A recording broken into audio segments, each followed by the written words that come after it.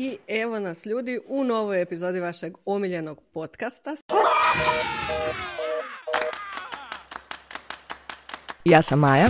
Ja sam Margarita. Samo bez panike. Mi smo danas ovdje u malo ozbiljnijoj temi i kao što vidite malo smo se brojčano poboljšali, čisto da ne bi mi sad ubrljale neke stvari. Ja sam Maja, sa mnom je kao uvijek Margarita, a tu je i Petra Kejla, specijalistica ginekologije i opstetricije ili porodništva, koja radi u poliklinici Sinteza. Bog Petra i dobro nam došla. Bog, hvala vam što ste me zvali. Evo nas ovdje, danas zapravo pričamo o čemu? O HPV-u i svemu ono što o njemu nismo znali, što znači da osim o HPV-u tu smo, naravno da se ne pravimo, da se malo dotaknemo u zadnjih 20 godina svima omiljene teme, a to je cijepljenja i zašto se pravimo da cijepljenje nije najbolja stvar koja se dogodila u ljudskom čovječanstvu. Ovo naravno nije objektivan stav, samo moj osobni i vrlo je točan. Margarita, hoćeš malo preuzeti? Točan. Kao i obično mi smo jako točne i izričite onome što mislimo. Zapravo šta je mene nagnalo da Petru natjeram ovdje ispred naših kamera i mikrofona je činjenica da je meni zapravo prije nekakvih mjesec dana otprilike u inbox naš onaj školski sletila pozivnica, ovo je drugi put po redu, prošle godine nisam odreagirala iz neobjašnjivih razloga za cijepljenje zapravo djece za HPV. I sad ja čitam tu uputu koja je zapravo napisana dosta onako blago. Kao mogli biste, ali ne biste trebali, ali ako biste htjeli, pa biste mogli možda cijepiti dijete protiv HPV-a. I sad uglavnom, ja sam malo prije nešto naučila o tome, ali ja bih voljela sad zapravo da nam Petra odmah tu sad objasni šta je to HPV. Znači, odmah u glavu, lijepo nam reci.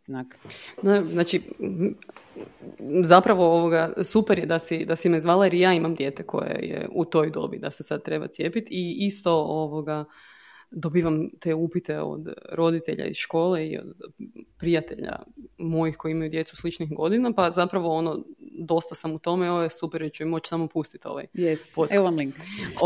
Dakle, ovako, HPV je inače skraćenica za human papilloma virus, znači to je zapravo grupa virusa, njih ima više od 200. To su virusi kao i svi drugi koji napadaju čovjeka, zato se zovu humani, jer postoje virusi koji ljude jednostavno ne percipiraju kao domaćine. Od tih 200 vrsta virusa, neki više vole živjeti na koži, neki više vole živjeti u ustima, neki vole živjeti u genitalnoj sluznici. I to su ovi o kojima želimo govoriti danas. Zašto je nastala ta pompa oko cijepljenja, ja zaista ne znam. Postojali su neki radovi za neka druga cjepiva koji su bili zapravo lažni i kasnije demantirani, ali s time su ljudi jednostavno prestali doživljavati cijepljenje kao nešto pozitivno, a zaboravili su da je do prije 50 godina, na primjer kad bi poliomijelitis došao u neko selo ili grad, bila velika šansa da ti dijete umre. Znači to je užas. Jel? Zamisli da si majka malog djeteta i da znaš da je poliomijelitis tu negdje i da ti sad nemaš šta napraviti. To je užasno. I onda se pojavilo cjepilo i to je prestala biti bojazan. Isto kao i za ospice. I onda su se nedavno ospice pojavile ponovno zato što su se ljudi prestali cijepiti. Jer mi smo zapravo zaboravili kako je to kad nema cjepiva. Jel? Da, to bi ja isto rekla. Ovo tu što je zapravo taj poziv, sam odmah u startu da kažem, ja sam zapravo prijavila Cvitu na to cijepljenje i ono što me nekako nagnalo zapravo u cijeloj toj priči, razgovarala sam sa sestrom mojom, to je meni ostalo nekako u glavi. Zapravo sjećam se da je, kad je ona imala tako negdje to dobi nešto, tipa 8. razred, prvi srednje, nešto je bilo neka halabuka s tim HPV-om. Ja sam to promatrala iz daleka, jer sam već bila prestara, razumiješ, i znam da je bio nekakav problem oko tog cijepa, pa sam izvala zapravo da me nekako uputi šta je. Ona je meni zapravo rekla tada da su skoro sve njene prijateljice, znači pričamo možda o 2., 3., 4. razredu srednje, znači pred kraj srednje škole, zapravo bile zaražene HPV-om. I da ona se onda derala na mamu, da se mama ne brine o nama, jer nas nije cijepila, žena jednostavno nije znala. da se to uopće, da postoji taj artikl da bi se to kao trebalo napraviti. Znači, meni je rekla ovako, ja sam jela ručak i ona, mama, zašto mi nisi cijepila? Ona me gleda ovako i ništa neće odgovoriti i onda me gleda i kaže me, to je zato što se mislila da se neću seksati, ili tako, do 35. Da, mislim, iako i to je zapravo neutemeljeno, jer možeš i nemat nikakav spolni odnos do 35. pa svejedno dobiti HPV. A kako? Što nije samo spolno zapravo aktivnost? Pa dobiješ ga u 35. Mislim, može se osim toga ne prenosi se isključivo ulaskom penisa u vaginu. Jel? Znači, dodir je taj koji prenosi virus. Tako da zapravo danas znamo da imamo mnogo adolescenata koji su zaraženi, a nisu imali penetrativni spolni odnos. To je zato što su istraživanja pitala jeste li imali spolni odnos, oni su spolni odnos doživjeli kao penetraciju. Jel? A to nije, spolni odnos nije samo penetracija. Znači, bilo koji dodir kože o kožu ili sluznice o sluznicu može prenijeti HPV. I to je upravo razlog iz kojeg kondom nije dovoljna zaštita od HPV-a, jel? Kao što jest od nekih drugih spolno prenosivih bolesti. Jer nije nam cijela koža presvučena tim kondomom. Dakle, HPV se manje prenosi u slučaju da koristimo kondom, ali ipak se i dalje prenosi. Da, ja zapravo nisam znala, tek kad sam nedavno kopala za ovu temu, sam skužila da HPV naravno nije isti, ali ti si sama rekla ima 200 vrsta. Da je on i onaj od kojih ljudi često imaju one bradavice na koži. Da, što znači imati po rukama ili tako, što znači da zapravo to nije toliko, ne bi trebalo biti toliko stigmatizirano. Da. To uopće ne bi trebalo biti stigmatizirano zato što se procjenjuje da je preko 2/3 populacije zaraženo. Mislim, sigurno je 100% populacije zaraženo nekim tipom HPV-a, nekim od tih 200. Znači, sasvim sigurno svi mi imamo neki tip HPV-a. Da li imamo ove visokorizične tipove koji vole spolni trakt kao svoje stanište, to je sad pitanje da li imamo svi, ali smatra se da je to definitivno najraširenija spolno prenosiva bolest. Ali zašto onda ta stigma? Da li je stvar, mislim, ja stalno se vraćam na to, je li stvar seksualnog prenošenja? Da li je stvar u tome da mi nismo spremni prihvatiti da će djeca nekad biti seksualno aktivna i onda ne želimo... Mislim da je stvar manjka edukacije zapravo. Jel? Mm-hmm.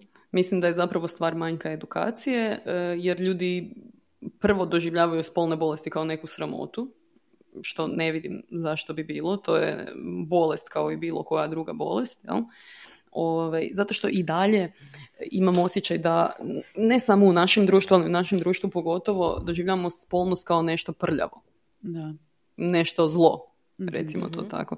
A to sve skupa bih rekla da velikim dijelom proizlazi iz neznanja i manjka edukacije. Mislim, ljudi nisu sasvim svjesni ni vlastite anatomije. Ozbiljno to kažem. Znači, neke detalje svog tijela ne znaju i ne samo genitalnog trakta, nego i drugih dijelova probavnog trakta i tako dalje. Tako da zbog toga onda nije ni čudo da imamo mnoštvo predrasuda, pogotovo što se tiče spolnosti. I da, jedan od čestih argumenata meni potpuno neshvatljivih kad roditelji ne žele cijepiti svoju djecu je da pa neće moje dijete biti promiskuitetno. Aha. To nema nikakve veze sa HPV-om. Znači ti ne moraš biti promiskuitetan, možeš imati jednog jedinog partnera u životu i dalje imati HPV. Znači to nije HPV nije jednako promiskuitet. Ja bih rekla da kad sam pričala sa sestrom, onda mi ona rekla, ona je onako dosta direktna. Bilo bi zgodno nju ugostiti jedan put da čujete vi tu direktnost. Morat ćeš zato što te ljudi već peru da stalno imaš nešto za reći. Da. Ona mi je rekla ovako jedno, samo je rekla ovo, pa to je kao da ti si zapravo cijepio dijete i sad si mu dao zeleno svjetlo da se seksa. Da, čak je to ona rekla. Pa to je više bio kao jedan sarkastičan, ona je gore od mene, ako if you know what I mean. Da, mislim, to ljudi često kažu, ali to je zapravo potpuno krivo, zato što istraživanja velika koja imamo pokazuju da djeca koja su imala seksualnu edukaciju, a zemlje koje imaju seksualnu edukaciju imaju i višu procijepljenost od HPV-a, su manje promiskuitetne. Jasno. Manje su promiskuitetna, kasnije stupaju u prve spolne odnose i imaju manje spolnih partnera. A kad imaju seks, imaju ga u sigurnim uvjetima. Jel? Znači, zapravo je upravo suprotno. Zapravo je upravo suprotno. Da nije to tako zanimljivo. I saznaš sve druge stvari koje s time idu i osim toga nije ti nešto zabranjeno i nepoznato, pa onda ne moraš za tim žudit kao za nečim, ne znam, potpuno nedostižnim. Tako da u principu statistike pokazuju da zemlje koje imaju bolju edukaciju, a to su ujedno i zemlje koje imaju visoku procijepljenost protiv HPV-a, imaju manji broj generalno spolno prenosivih bolesti, manji broj neželjenih trudnoća, manji broj maloljetničkih trudnoća i generalno zapravo su manje promiskuitetni. Koliko god to paradoksalno nekome moglo zvučati, ali meni je zapravo vrlo logično. Da, meni je to zanimljivo zato što to onako uporno se ignorira ta statistika. To je nešto što sam ja uvjerena da su na ovaj ili onaj način čuli praktički svi. To je nešto o čemu se priča i u medijima, o svemu, baš poveznicu između seksualnog odgoja i neželjenih trudnoća, spolnih bolesti, promiskuiteta i svega ostalog. I stalno nam to bježi kao ne, mi ipak to nismo spremni prihvatiti. Da, to je meni, moram priznati, potpuno nejasno i kao liječniku, a i kao roditelju. Jer znači, ja kao liječnik bi mogla svom djetetu, pogotovo kao ginekolog, objasniti i zdravstveni i seksualni odgoj, jer sam za to educirana. Dok neke druge stvari, na primjer, ne znam, višu matematiku, sasvim sigurno ne bi mogla. Iako sam dobila osnovnu edukaciju iz algebre, i u osnovnoj i u srednjoj školi, čak sam išla na neko natjecanje, ali ja ne bi znala objasniti diferencijalni račun svom djetetu. Pa pretpostavljam da na sličan način onda i ljudi koji nemaju edukaciju iz zdravstva, zapravo iz tijela i iz zdravlja, teško mogu svojoj djeci objasniti, zapravo provoditi doma nastavu iz zdravstvenog i seksualnog odgoja. To je praktički nemoguće. Kao što ja ne bi mogla objasniti diferencijalne račune. Jel? Da, ja ne znam. Ja se izgubim na množenju. Ja se na množenju izgubim kad smo kod toga. Zapravo je cijepljenje sad, ću odmah reći, ima jedna razlika što je bila prije i što je sada. Ono se provodi besplatno, zapravo preko HZZO za djecu već od 5. razreda osnovne škole. Jel' tako? I da, to je do koje? Cijepljenje je besplatno za sve ljude koji se žele cijepiti od 9. do 25. godine. Aha.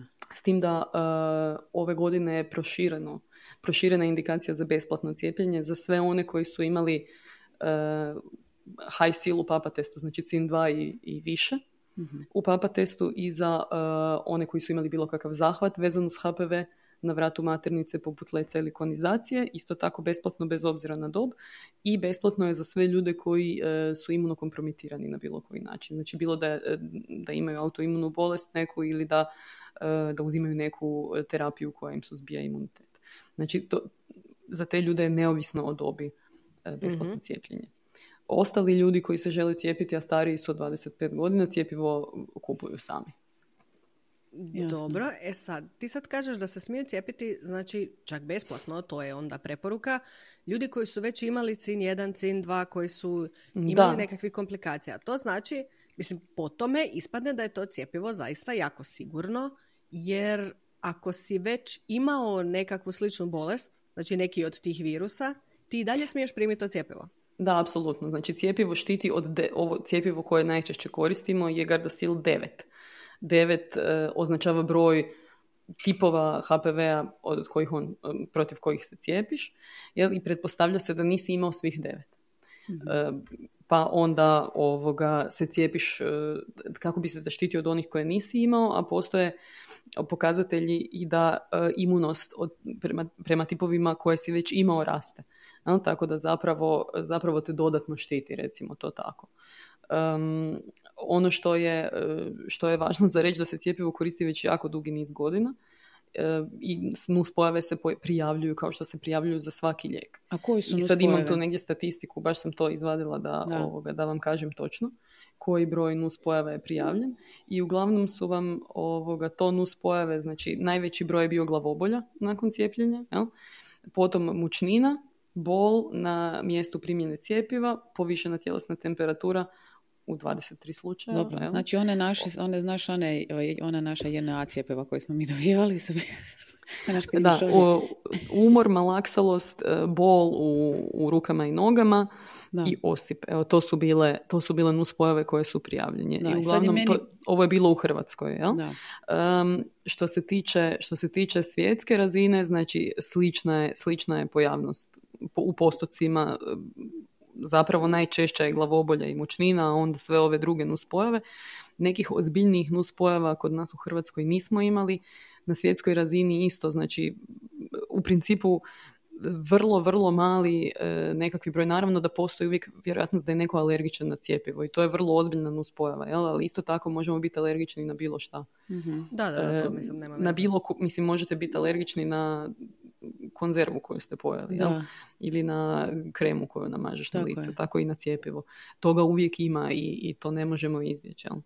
Znači, to su neke najozbiljnije nuspojave. Ali zapravo, alergijske reakcije. mislim, kad pogledaš tako, omjer nekakvog, dobivenog, te zaštite dobivene koje ti zapravo imaš od tog cjepiva i onih nekakvih nuspojava je vrlo male. Znači, Mislim, cjepivo da bi se odobrilo mora imati dobar omjer cost benefita. jasno. Jel, kad bi cjepivo bilo opasno, ne bi bilo odobreno.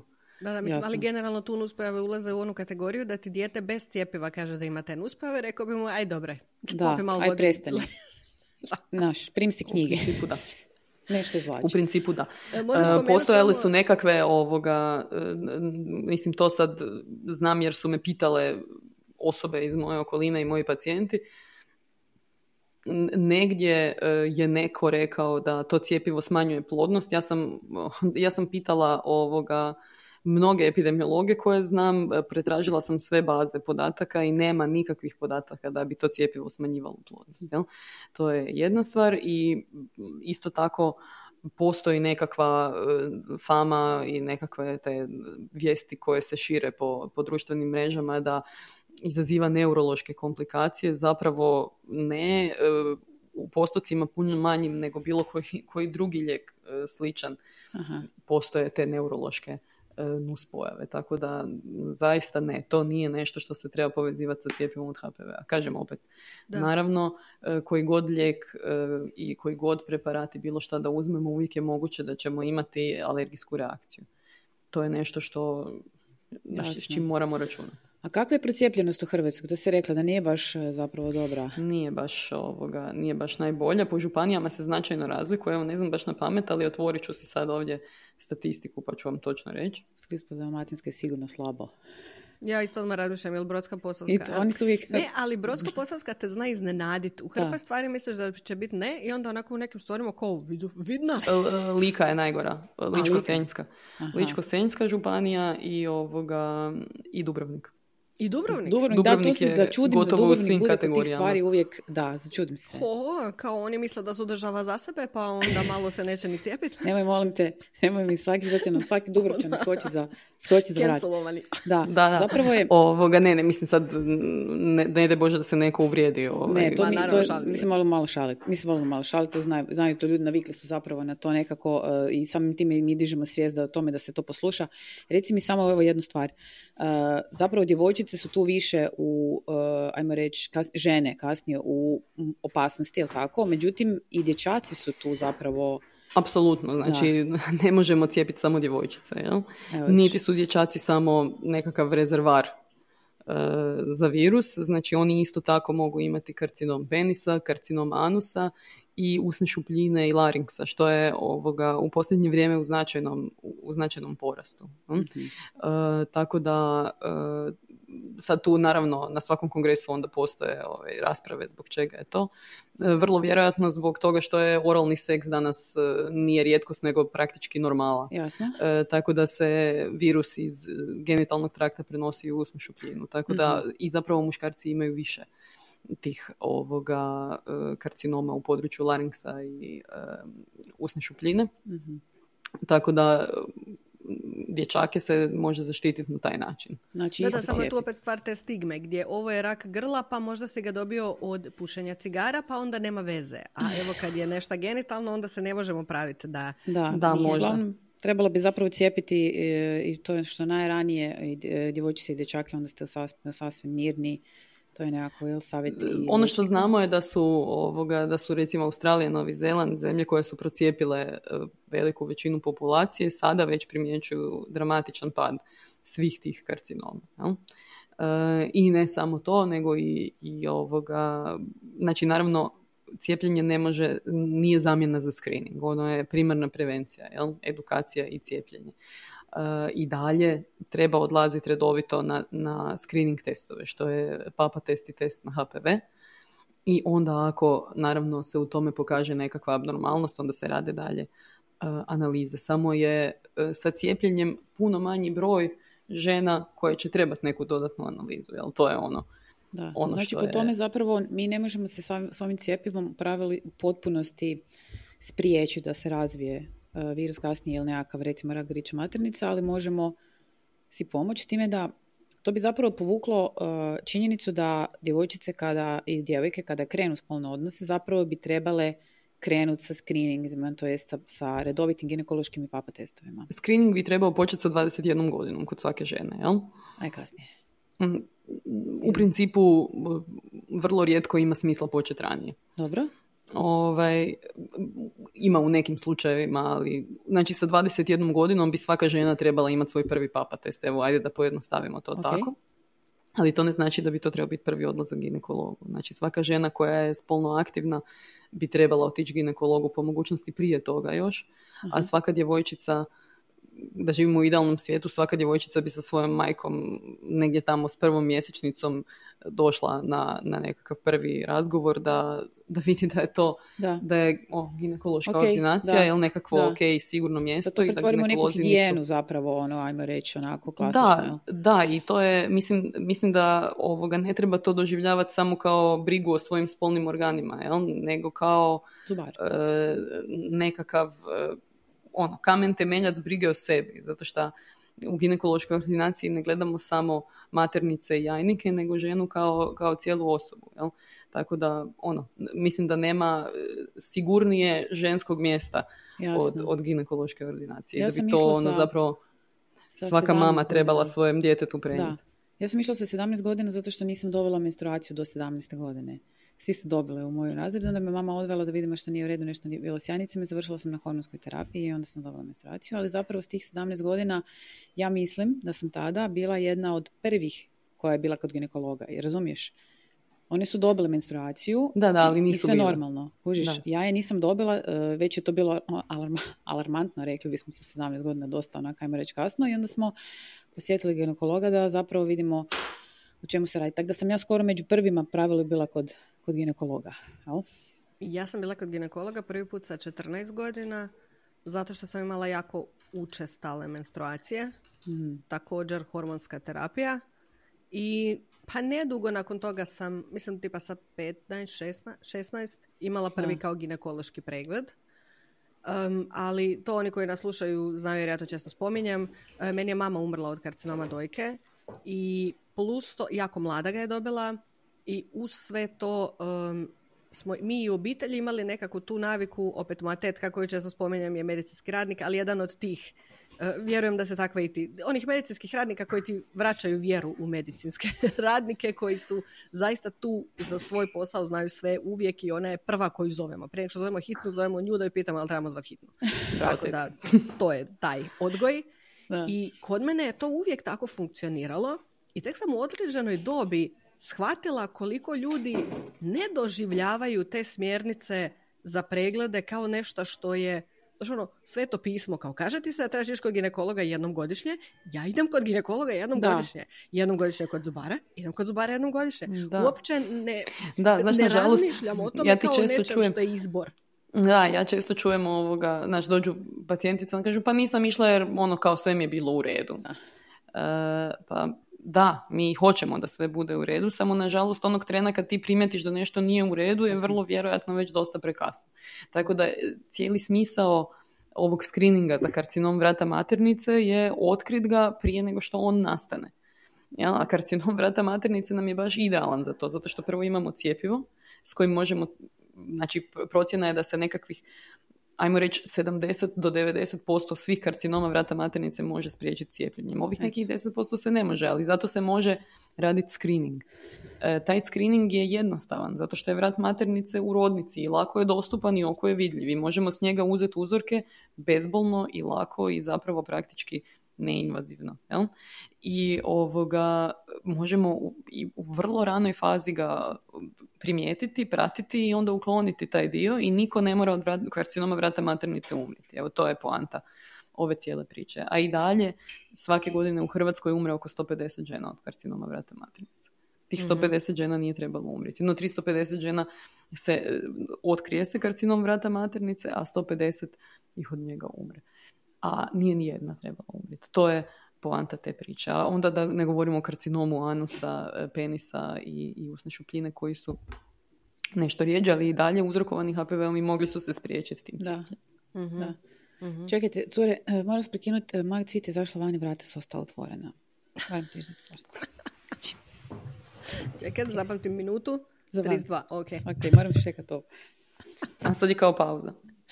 To se tako ponekad dogodi, zašto onda onako samo mental note gdje moramo rezati da dalje.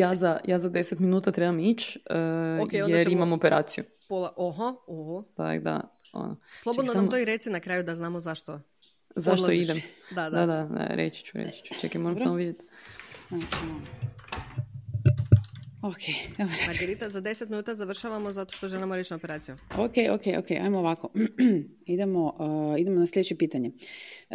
Kaže ovako, HPV se otkriva redovitim tim ginekološkim pregledom, međutim, kažem ti, opet moju sestru sad uvodimo ovdje unutra, koja je onako dosta malo hipohondar, ali čekajte, ima pitanje tu. Kaže da li postoji mogućnost da nam taj papa test bude uredan? A da i dalje imamo HPV? Da. I zato je u današnje vrijeme preporuka da se žene starije od 30 godina kotestiraju. Znači da se napravi papa test i test na HPV istovremeno. Zato što možemo imati potpuno uredan papa test i dalje prisutan HPV. I ono što je vesela vijest je da većina infekcija HPV-om se same od sebe izliječe. Znači u većini slučajeva HPV te napadne i tvoje tijelo se od njega obrani. Imaš prolaznu neku promjenu u papa testu ili čak i nemaš. I jednostavno tijelo odreagira i kaže ok, HPV makni se. Međutim, kod nekih žena ne i tih žena je 350 godišnje. Jel? Da, to nam je sad onaj raskorak, jel tako, iz 1/3 koji svi imaju. Jesi rekla 1 ili 2/3 da svi imaju u nekom trenutku? 2/3. 2/3 ljudi, znači u nekom trenutku imaju HPV. Ja bi rekla 100% ljudi ima neki HPV. Znači to sad ne znamo jer nismo 100% ljudi testirali, ali ono malo je vjerojatno, mislim svi smo imali nekakvu vrstu HPV-a. No dakle, ono što je još stvar je da ti možeš dobiti HPV recimo sa 18 godina i da nikad ti ne bude niti loš papa test, možda niti pozitivan HPV i onda jedanput, jer on negdje tamo živi u tvom tijelu, ugradio se u stanice i čeka. I u jednom trenu kad tebi padne imunitet, na primjer sa 40 godina ili 45, imaš neki stresni period u životu, on se aktivira. Jel? Tako da to je recimo nešto što svaki dan čujem u ordinaciji, kao otkud sad meni HPV, ja imam samo svog muža. Da. I jel on to znači da on mene vara. Ne znam jel vas muž vara, ja to ne znam, ali ovo nije dokaz. Znači HPV nikako nije forenzički faktor, jel? Nije CSI materijal. Znači ne znamo od koga ste dobili HPV. Mogli ste ga dobiti od nekog iz 4. C na maturalcu. Da, mislim, mogu je samo zapravo kao nekakav čuči i čeka zapravo. Tako je, da. Eto vidiš. Da. Tako da to je ono što je isto recimo zgodno za reći. Znači, i zbog toga ne treba prekinuti screening. Screening se može prekinuti nakon 65. godine ukoliko su svi papa testovi bili uredni i nikad nije bilo ničega. Okay. Ukoliko nisu, onda treba proći barem 20 godina od kad je bilo nešto rađeno. I znači, zaključak je samo šta? Redovne kontrole i cijepivo ako možeš, ako si u toj kategoriji. Mislim, u smislu, ja pretpostavljam da nema smisla da se ja sad cijepim protiv HPV. Pa, mislim, može imati smisla. Jel? Može imati smisla. U principu ne preporuča se, nije da se ne preporuča, nego država to ne može platiti. Naravno, ne, ali ako ja želim platiti, da li ako ti želiš platiti, se možeš cijepiti? Misliš da bi se ja trebala cijepiti? Koliko ti imaš godina? 38. Vidi... Ne moraš više. Da. Mislim, treba razmisliti, ali ako bi se pojavilo nešto, ako bi se pojavilo nešto u papa testu ili neki HPV, onda to ima smisla. I to će ti onda čak i HZZO financirati. Tako da nije da nema smisla u većini slučajeva. Jel? Mhm. Okay. Eto, zanimljiv podatak. Znači, to što imate više od 26 ne znači da se ne trebate cijepiti, samo vam država ne da pare. To je druga stvar. Tako je. Da, ali trebali bi zapravo stvarno ovo je sad apel u pravilu svim roditeljima da to naprave, jer iz ovog ste zaključili, mislim, da zaista nema nekakvih ozbiljnih nuspojava koje bi nas trebali to spriječiti, da stvarno bi trebali djevojčice i dječake, jer su tolike zapravo nekakvi ti benefiti koji možeš ti kasnije dobiti od toga su ogromni naspram onoga što kao neka opasnost koja nas čeka, ili kako god stigma vas može očekivati. Zamislite taj problem i taj osjećaj da imate dijete koje kasnije ima problema u životu i takvih ogromnih zdravstvenih problema zato što niste primili jedno cjepivo koje onak je trebalo bi biti bazično. Što ti mogu reći da moje mlade pacijentice, žene od 30 godina koje imaju neke poteškoće, znači kojima je rađen lec radi cina 3 ili tako nešto, svaka je rekla, ne znam zašto me mama nije dala cijepiti. Svaka je to rekla. Da. Nijedna nije rekla, baš dobro da me mama nije cijepila, super mi je ovaj lec. Da. Baš dobro. Da, uvijek s mami krive. Mame, znaš zašto? Zato što mame idu na roditeljski uglavnom. Kod mene bi bio, u mojoj obitelji bi bio tata, jer ja nisam bila na roditeljskom. Okay, ali ja mislim da je to više zato što mame vode na ginekološki, nekako žene smo, pa žene. Pa to je naravno da. Jedno zadnje pitanje koje imam zapravo iskustva, tako je meni moja sestra ispričala, kažem, ja nisam imala, znači kad sam ja već otišla zapravo izgubio se taj pojam u razgovoru, dakle, uopće ja sam bila prestara za to, međutim, iskustva njenih prijateljica koji su prošli operativne zahvate su jako neugodne, dakle, su konstantna testiranja, to je, može li nam uopće zapravo ispričati ukratko samo kako izgleda liječenje? Znači, evo, na primjer ovako, što se uopće dogodi ako imaš papa test koji nije dobar, ajmo to tako reći. Ovisno o tome koliko imaš godina i da li je HPV pozitivan, imamo različit postupnik. Jel? Ali ajmo sad reći, na primjer, da je potrebno, znači, jer kad se uzme papa test, on se uzme sa cijelog vrata maternice. Mi ne znamo točno gdje je ta promjena. I onda da bismo utvrdili gdje je točno bila ta promjena i da li je to zaista CIN 1, CIN 2, CIN 3, mi moramo pogledati vrat maternice pod velikim povećanjem. To se zove kolposkopija. No? Znači, zapravo kolposkopija zvuči, ne znam, jako svemirski, ali nije. To je samo povećalo za vrat maternice. Okay. I onda, kad gledaš taj vrat maternice sa povećalom, moraš ga premazati sa 2 različite otopine, sa octrenom kiselinom i sa jodnom otopinom, jer cijelo vrijeme u rodnici stoji onaj spekulum ko za papa test. Aha. I onda ja sad premažem vrat maternice s jednom i drugom otopinom i zapravo tamo gdje je nekakva promjena se promijeni boja. Aha. I onda ja znam, loš papa test je došao najvjerojatnije sa ovog tu dijela. Okay. I onda ćemo sa ovog tu dijela uzeti mali uzorak. Postoje sad različite omčice ili kao neke male hvatalice, ko grickalice za nokte izgledaju. Ne zvuči baš dobro, ali nije tak strašno. Dobro. I tu onda uzmeš uzorke, ali komadiće tkiva, jer papa test je samo struganje po sluznici. Jasne. Znači, to je nešto što zovemo citologija, gleda se pod mikroskopom stanice. A ovo je baš komadić tkiva koji se onda pošalje patologu na analizu. I znači, suprotno od opće uvriježenog mišljenja da patolozi gledaju uglavnom mrtve ljude, ne, oni gledaju, na primjer, gledaju da li ti imaš CIN 1, 2 ili 3, ili je to možda već prešlo u karcinom. I sad ovisno o tome što nam kaže patolog. Znači, a CIN 1, 2 i 3 što to uopće znači? Znači, imamo ovak sluznicu, i sad može promjena biti u 1/3, u 2/3 ili u 3/3. Ili ako probija skroz dolje ispod sluznice, onda je to karcinom. Evo, to je zapravo CIN 1, 2, 3. Aha. I sad ako je promjena već napredovala tako da zahvaća veći dio sluznice, veća je vjerojatnost da će u nekom trenu ona postati karcinom. To je to. I sad uzeli smo komadić sa tom omčicom ili sa grickalicom, s čim smo već uzeli, poslali smo na patologiju i sad patolog, na primjer, kaže, radi se o CIN-u 2. Ali žena ima 27 godina i nije rađala, tad ima smisla ponoviti, da vidimo za 6 mjeseci, na primjer, da li se možda nešto promijenilo, da smo li možda cijelu promjenu skinuli. To je ono vjerojatno o čemu su te sestrine prijateljice govorile. Znači, ti zapravo živiš od testiranja do testiranja. Jel? Ti danas si bila, sad za 6 mjeseci dolaziš ponovno i ne znaš jel će sad biti pogoršanje ili poboljšanje i zapravo je to užasno stresno. Da. Pogotovo ako je komunikacija između liječnika i pacijenta loša. Tako da, a često zbog uvjeta rada i zbog količine pacijenata koje kolege moraju obraditi je naprosto nemoguće. Ako imaš 60 žena upisanih u ambulantu i imaš 8 sati da odradiš svoju ambulantu, nije moguće zapravo adekvatno. Da, ja iz tog razloga, mislim da ću sad odmah reći, ja iz tog razloga svoje ginekološke te jednom godišnje, isključivo iz razloga prenapučenosti naših ordinacija obavljam privatno. Znači, to je jedan od tih pregleda koji idem privatno, zato što mislim da zapravo se bojim i treba mi to onak da sam sigurna da kad sam otišla da sam 100% sigurna. Reci mi, Petra, vi u Sintezi radite taj i cijepljenje ili išta vezano za radimo za sve to. Mislim, sve vezano uz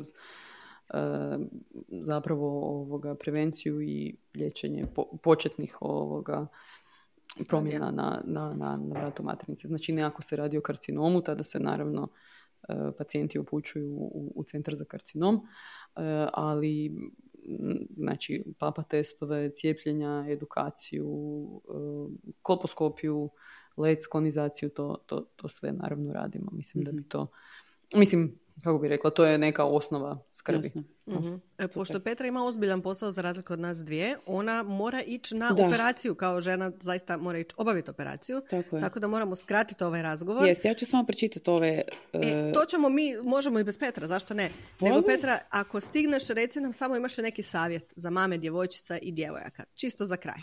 Da, mislim, ono što bi rekla svojoj kćeri, pa tako onda i svim kćerima svih svojih pacijentica, je da tijelo je samo tvoje i jedino je tijelo koje ćeš ikad imati. Trebaš ga čuvat i trebaš paziti na njega. A taj jednom godišnji odlazak ginekologu je zaista toliko jednostavan, a toliko ti može poboljšati i ponekad i spasiti život. Da. Odlično. Hvala ti, Petra, jako puno. Hvala vama, cure. Nadam se da vam je bilo to korisno, da će ljudima biti korisno. I ako bilo šta trebate, tu sam. Zvaćemo mi tebe opet, buditi bez brige. Sretno na operaciji i čao. Vidimo se. I eto, to nam je bila Petra Kejla, zapravo odlična sugovornica za ovu temu.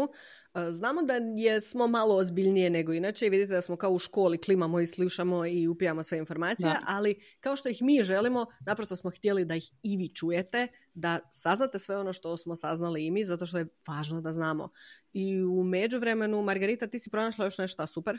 Da, ja sam zapravo našla, pravilu sam, krenu me targetirati na društvenim mrežama kad ja nešto istražujem i pronašla sam zapravo nekoliko Instagram profila gdje se zapravo podiže svijest o HPV-u kao i o ostalim nekakvim spolnim bolestima i zapravo informaciju voljela da poslušate jer postoji besplatno testiranje bez naručivanja na HIV, hepatitis C, sifilis, klamidiju i gonoreju na checkpointovima udruge WHO-HIV u Domagojevoj 10, srijedom od 16 do 19.30 i u Heinzlovoj 62, četvrtkom i petkom od 9 do 1 sat. Dakle, potpuno besplatno testiranje koje možete napraviti, dakle, bez ikakvog naručivanja. Ako imate bilo kakvu sumnju, znači samo odete i testirate se. Mislim da je to stvarno, pošto je već omogućeno, zašto ne bi to napravili. Inače na udruzi, to jest ostavit ću vam sve linkove dole pa i ovaj tekst cijeli pa si možete to pročitati i u opisu videa. Postoje i besplatni ginekološki pregledi bez uputnice za mlade do 29. godine života uz prethodni odabir termina na aplikaciji Terminko u Heinzlovoj 62, ponedjeljkom od 15 do 20, utorkom parni datumi od 8 do 12, neparni datumi 15 do 20 sati. Dakle, još jedna dobra stvar, ja recimo nisam znala da ovo tu postoji. Svašta saznaš. I imamo besplatno cijepljenje protiv HPV-a za mlade do 25 godina u Heinzlovoj 62a ponedjeljkom od 15.30 do 18.30, dakle za muškarce i žene. Tako da mislim da je ovo zapravo jedna odlična stvar za potencijalno vrlo opasnu situaciju koju bi ja rekla da smo mi u Hrvatskoj dosta oblivion. Mi uopće nismo Da, nekako prolazi ispod radara. Ja ne znam zašto, ja ti kažem, jedan od razloga zapravo zbog čega je meni, sam nasilila nekako ovu temu, zato što je taj poziv zapravo za cijepljenje je zaista, bar ja tako ga vidim, dosta mlako sastavljen. Znači kao nešto, ne znam, ne znaš čime bi to usporedila.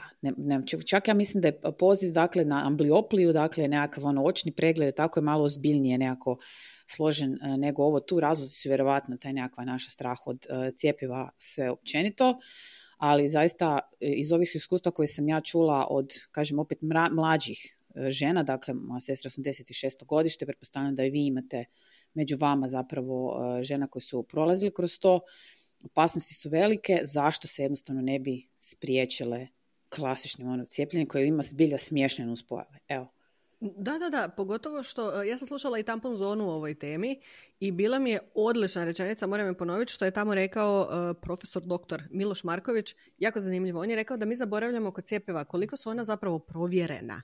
Da. I da, rekao je nešto u smislu, cjepivo od HPV-a, ali i većina današnjih cjepiva su provjereni više nego bilo koja stvar koju ćete danas maltene staviti u usta. Mm-hmm. Više su provjerene od te kave koju pijete svaki dan, od bilo kojeg sira koji ćeš izvaditi iz frižidera, mesa, bilo čega, čem si izložen svaki dan, jer su upravo kontrolirani. To su toliko rigorozne kontrole da onako niko nije kreten da ti napravi štetu.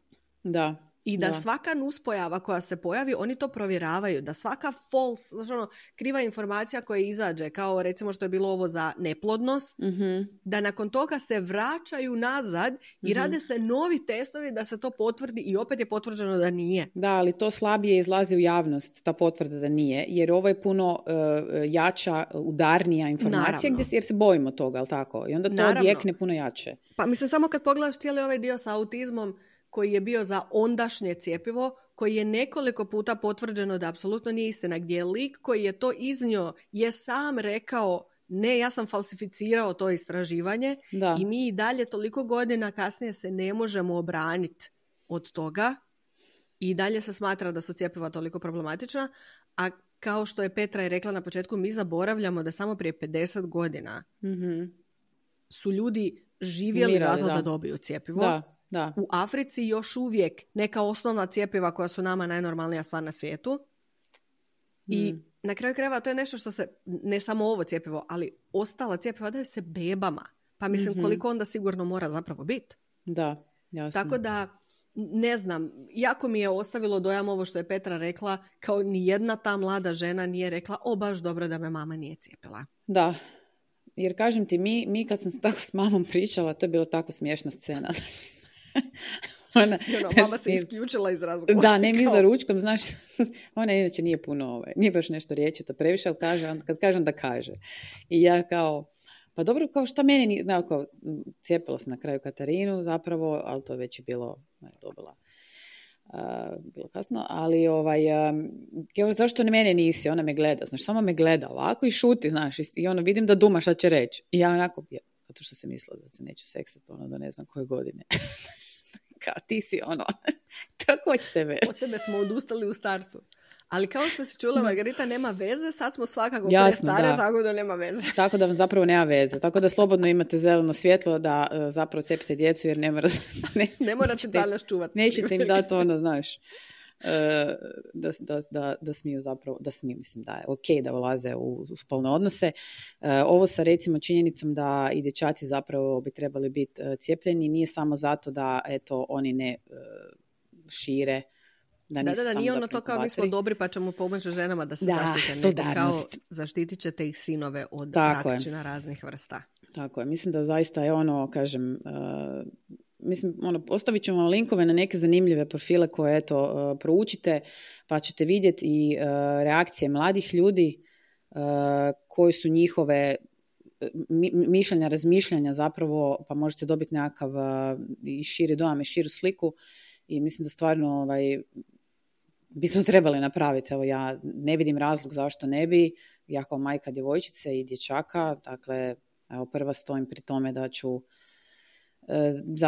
to je bila naravno zajednička uvijek roditeljska odluka i njihov tata i ja, dakle, da će zapravo se cijepiti. Će da budu cijepljeni. Će da budu cijepljeni, tako. Da ja kažem još jedno svoje uvijek stručno mišljenje. Yes. Sjetila sam se rješenja za sve one koji se boje da će dati djeci zeleno svjetlo da budu promiskuitetni. Da čujem.